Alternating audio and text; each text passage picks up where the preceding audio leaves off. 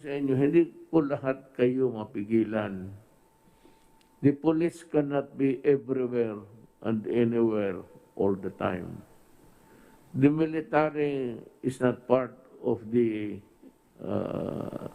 governance yet in the matter of using force or at least intimidating you with soldiers.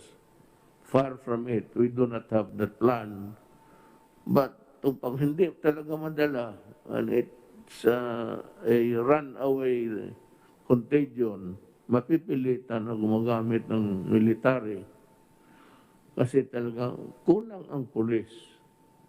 Ngayon, kung andyan ang military to enforce you to obey itong community lockdown, sumunod kayo dahil para sa inyo yan. Tingnan ninyo ngayon, sige kayo labas.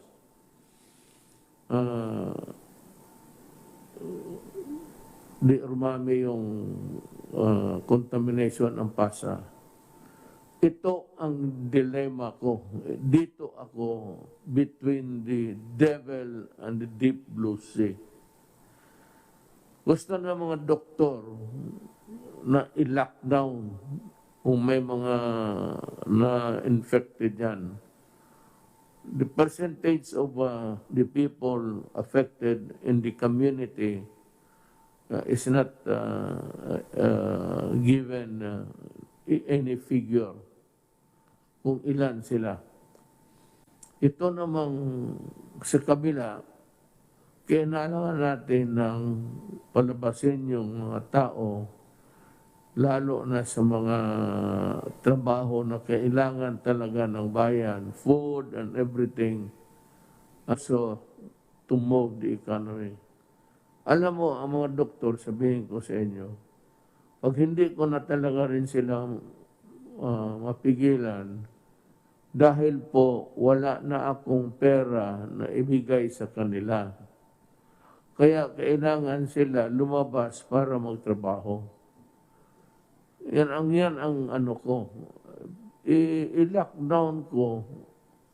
Ubos na yung pera na binigay ng Congress na bigyan kayo ng ayuda. Yung pera pang gastos. Wala na ako niyan. Sabi, on your own ka, totoo.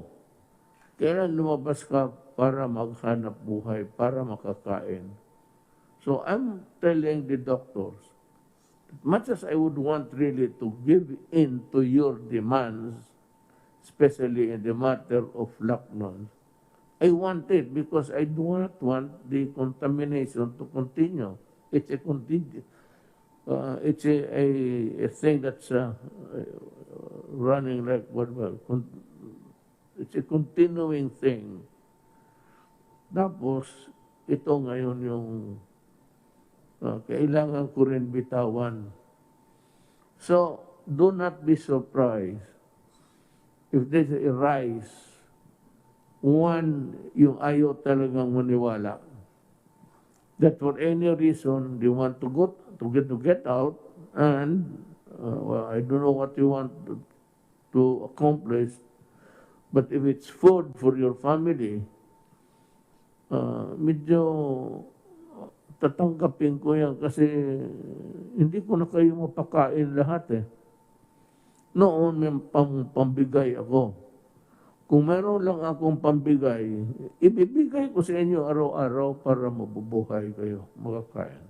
Problem is, the funds are already depleted.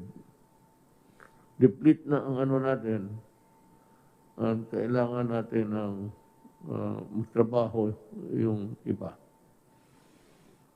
The challenges are daunting, but we will not be defeated because we have the strong faith in God. Totoo yan.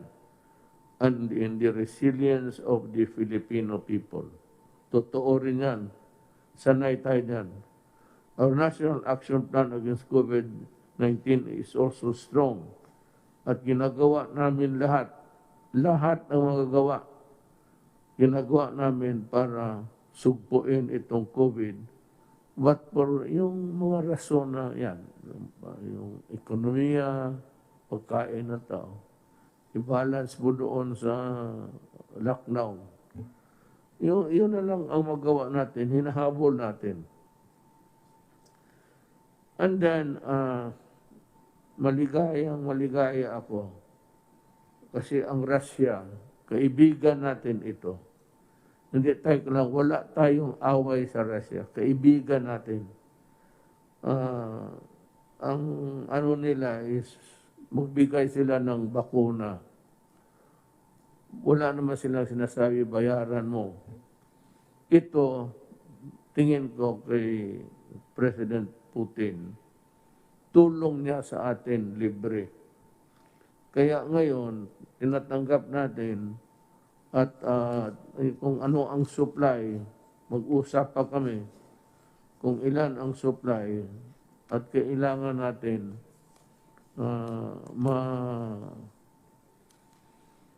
may clinical clinical studies na mag-injection muna tayo ng ilan tapos tignan natin ang resulta. Ang ano niyan is you will be given the vaccine and ang reaction ng katawan mo kung tatanggapin ba o hindi.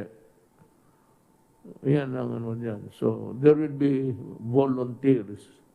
Ako, pagdating ng bakuna, in public, para walang chat-chat dyan, in public, magpa-injection ako. Ako yung maunang ma-experimentuhan. Okay para sa akin. That's my... Sabihin ko rin kay President Putin, na tiwalang malaki ang tiwala ko sa your studies in combating COVID. And I believe that the vaccine that you have produced is really good for humanity. Kaya ako, para ipakita ako sa kanila na tiwala ako at hindi sila nagkamali, nag-offer. Ako, pagdating, yung doktor nila o doktor natin, ako ang unang magpabakuna. Tignan natin kung pwede ba. Kung pwede sa akin, pwede sa lahat. Ngayon, kung hindi pwede sa akin, yan nga ang problema eh. Kasi, siyempre, ito libre ito. Kung may magbigay na I do not know what country, America, you'll have to pay for it, actually. The ones are working on COVID sa vaccine sa America is Pfizer, Johnson & Johnson. Kaya malaking kumpanya. Whether or not magbigay ng libre ang Amerika, wala pa akong, hindi ko naman sinasabi na hindi, pero ang sigurado ko ang Russia. Maghanap tayo ng Russian partner dito, papiliin sila natin ng tao so that they can work expeditiously. Maganda ang takbo ng kanilang tama. We are extremely grateful. So, maraming challenges na, pero malapit na po. Maghintay kayo. Actually, ang vaccines, they are to be distributed worldwide na yan by September, October. Bibitawan na yan nila, dandahan. With the clinical studies, and if it's completed, ilalarga nila yan. Pero dumaan na sa kanila yung the measures that would ensure that it is really safe. Tapos na yan. Kaya lang, whether or not it is safe for a particular race, kagaya na Pilipino o Chinese, hindi natin malaman unless we go into a clinical trials. Yan ang ibig sabihin dyan. So, ang akin na lang, hintay na lang kayo, kunti na lang talaga. By December, sabi ko, in the fullness of God's time, we will have hopefully, a COVID-free December and we can enjoy this Christmas season. Maghintay lang kayo, nandyan na. Ang sinabi ko sa inyo noon, vaccine. Ngayon, ang vaccine nandito na. Itong may sulat dito, papasalamat ako kay President Putin ng Russia.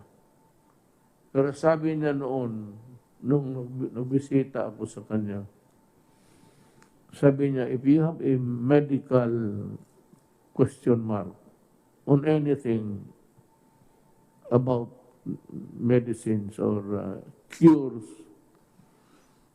feel free to call me, and anyone you'd like to be confined and treated here in Russia, we will. Yan ang sabi. And we will help you develop the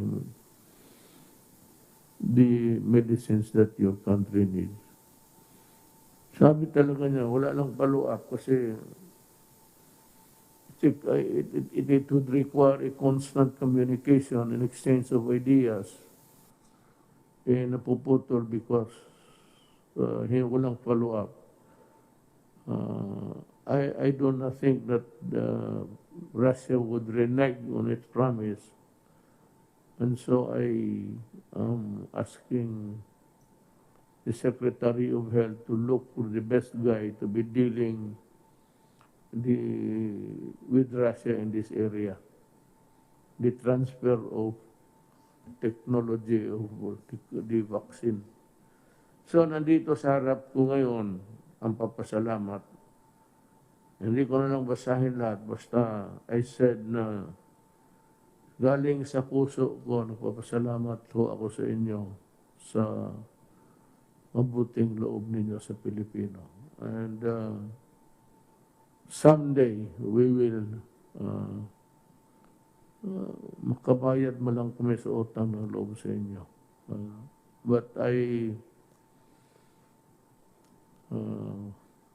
promise you that the Philippines and Russia will remain friends forever.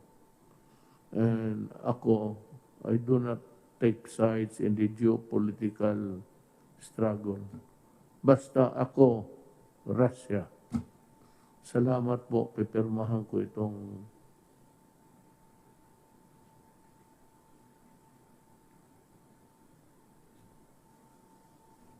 ito po yung papadala sa Then the next thing is I will ask the guy who's gonna deal with them.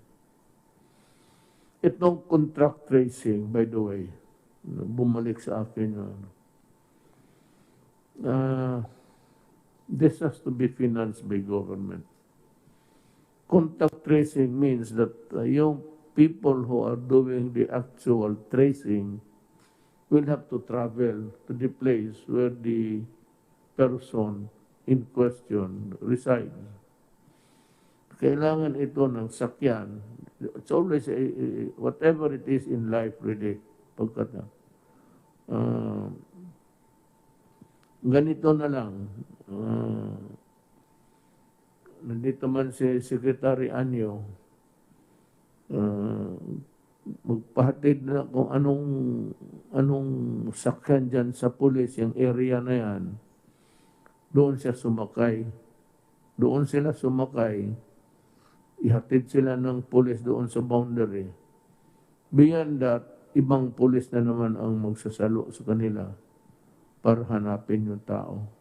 Because the police have the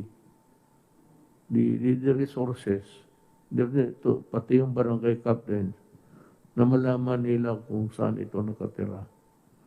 That would be the fastest way of doing the tracing. Kasi, pero kung may pera at may sakyan, the better. Hindi ko na mamulistya ang pulis.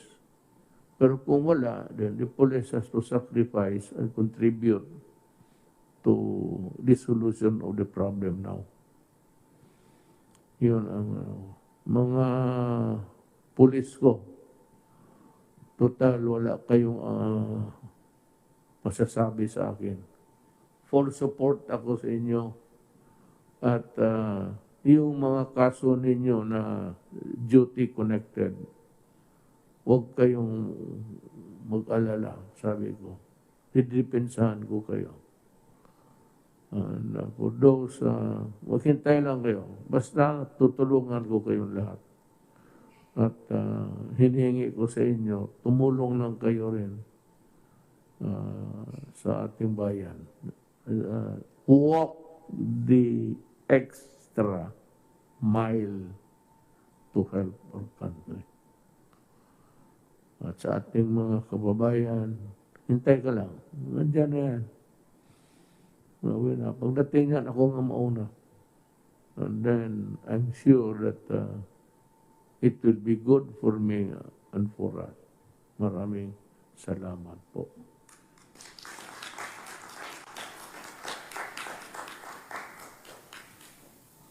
Yes, sir.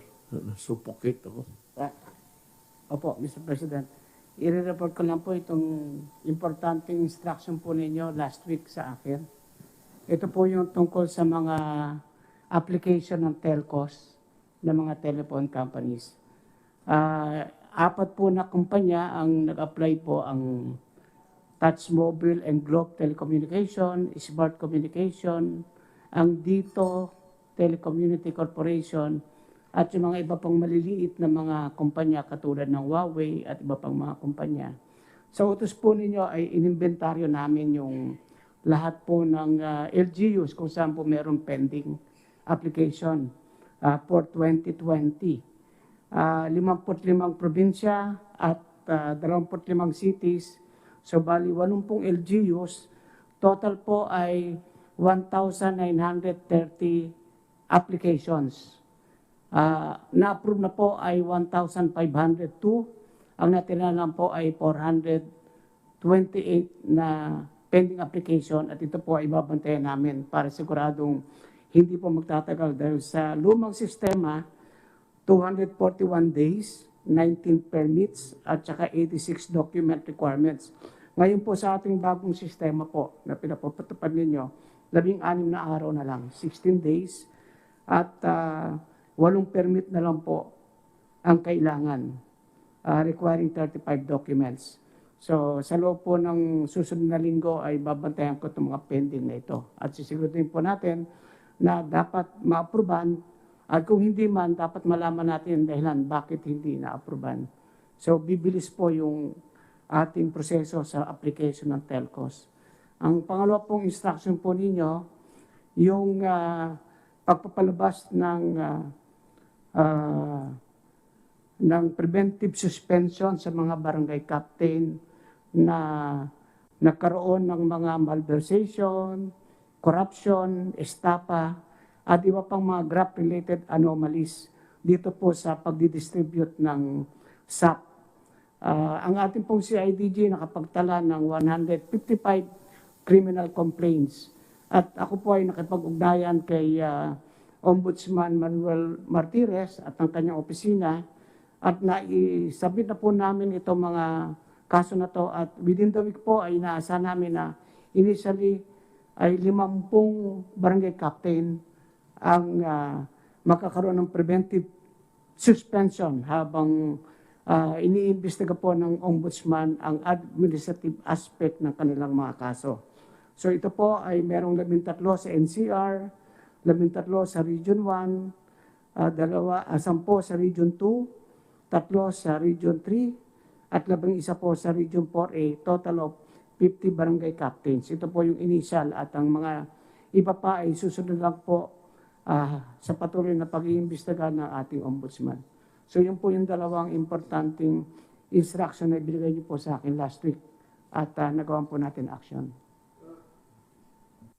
Kindly include that, insert that in the talk sa programa. Importante kasi yan malaman ng mga barangay. I'd like to thank Secretary Anyo for his work in going after corrupt officials. Sabi ko na nga, ulitin ko, the reason why ang mga telco nahirapan kasi yung mga tower nila, it's not being acted upon, and there are so many requirements that are being asked by the local government officials. Ngayon, yung mga nahuli, talaga magdusa kayo. Sinabi ko sa iyo, I have never been serious as I can ever be in my life. Huwag kayong magkamali talaga. Ito, habulin ko kayo hanggang preso. Malalaki ho ang parusa ng graft and corruption. Huminto kayo at huwag ninyong pahirapan ang Pilipino, not the government. Kayo yung walang service, mahirap dito, kasi hindi sila makapagtrabaho, walang tower, marami kayong hiningi. Any permit for that matter. Mga sa local conversion, a delay of 200 days is totally unacceptable to me. I've been a prosecutor sa Tanod Bayan noon, wala pa yung ombudsman. At yan ang gusto ko talaga. My training at least involved a lot of prosecution of criminal cases in court sa corruption. So, yan ang ano ko ngayon. Maligaya ako sa trabaho ni Secretary Anyo. Talagang ipahabol ko kayo. Tsaka, unang pakiusapan. No mercy ako. Either supporter kita, tumulong ka sa election, sinabi ko sa inyo, ang pinakatulong na magawa mo sa akin is huwag mong pahirapan ang gobyerno to act. And these are the projects of government. Although hindi ang privado na kumpanya na gumagawa the actual building of tower, it is still a project of government. They are commissioned and paid by government exactly to do what they are supposed to do. To building the towers, to having a subdivision, getting a conversion sa council. Karamihan yan, city and municipal council. Do not give me that shit na abutin kayo. Kundi, demanda ko kayong lahat.